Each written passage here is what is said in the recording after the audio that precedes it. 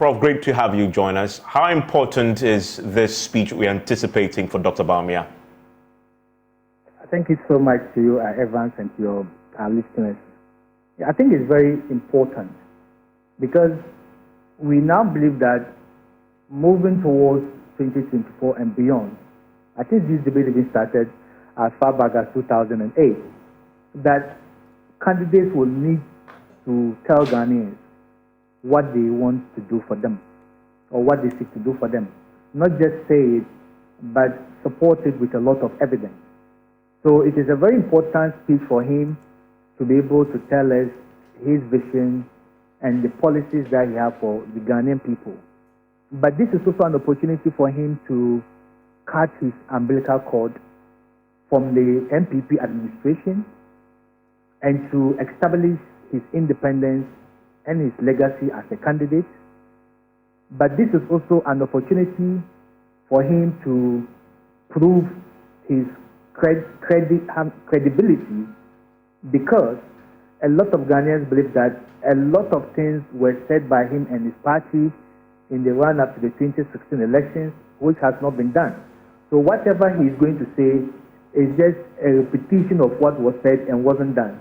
So I think at this point in time, he will need to prove beyond reasonable doubt that I'm not just making political statements, but I'm actually committed to implementing what I'm going to say. So I expect Evans that he will say something about the economy at least, which has been one of his strong areas of expertise, and the fact that we have had a very troubled economy, and for the fact that he was the head of the economic management team, and all the things people say about him with regards to the economy. I think this is an opportunity for him to be very dominant and establish his credibility around that area. So it's a very important day for him, not just to tell Ghanaians what he intends to do as a leader and his party, but what he as an independent candidate is going to do for Ghanaians.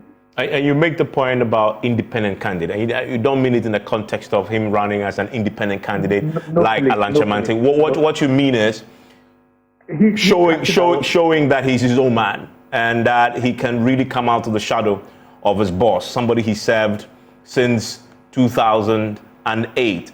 Isn't that the biggest challenge today? That he would have 2 hours through speech to demonstrate that he can be his own man, that he can be independent. Yes, Evans, exactly the way you've explained it. That's what I actually meant. But I think there are two things here. It's not just telling us his vision, his plans for this country, but it's to convince Ghanaians to believe in that vision and plan, especially given the record that we have in this country about political promises and how political parties commit to implementing those policies once they are elected. So just telling us what he has for this country will not be able to convince the skeptics, will not be able to convince the independent-minded voters. Maybe that will receive a loud applause from his stronghold, but to be able to move beyond the MPP stronghold and convince business people whose businesses are struggling, the ordinary Ghanaians who are struggling to make ends meet, the very rational voters who need a kind of evidence to be able to buy into policy decisions of political parties. He will have to move beyond just enumerating what he intends doing and to convince us that it is not just another political sloganeering, but he's actually committed as a leader and provide evidence that he'll be able to do it. I think that will be more convincing. And I think he can blend all this in the very limited time that he has. You talk about evidence, though, and that really is what this will come down to. And he will obviously be addressing a core room of people who should be his supporters. And we saw John Mahama do something quite interesting, where in his own very significant speech last year, he brought in civil society, neutrals, I mean people that we don't know to be affiliated to any political party into the room, to give him that sense of, well, at least they buy into what he's saying, even if that's not what the story is, but the optics are important. To what extent do you expect Dr. Bawumia to, in that room, the optics are important, it's not always about what you say, but also how what you say is perceived, right? To what extent must he pitch himself to that floating voter elite, middle class category of people, civil society folks who appear to be neutral? Isn't that an important constituency he also needs to appeal to today? Exactly, Evans. I think those are the kingmakers, to be honest with you. The floating voters, the business community who run our economy or who are the backbone of our economy. I don't think in terms of evidence, yeah, he could use that John Dramani Mahama strategy way, but that's not actually what I'm advocating for.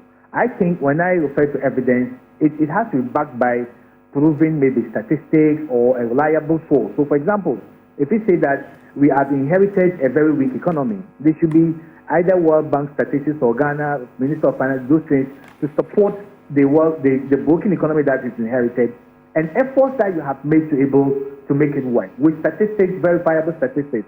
If you say that when I come to government, I'm going to make sure maybe I reduce poverty, let's say unemployment. So you have to provide evidence. Maybe currently these are the number of unemployed youth we have or graduates. If I come to government, these are my initiatives. I'm going to create this vehicle or program that will employ this number of people, and this is how I'm going to fund. It's going to cost me this amount of money, and this is how I'm going to get resources to be able to fund it. So those kind of evidence will convince people rather than just giving rhetoric. So beyond just even bringing the people who can attest to what he's going to do, I think verifiable data that we can all rely on and to convince us that this is actually a serious discussion or conversation rather than the usual political rhetoric. It will be in the best direction to do that.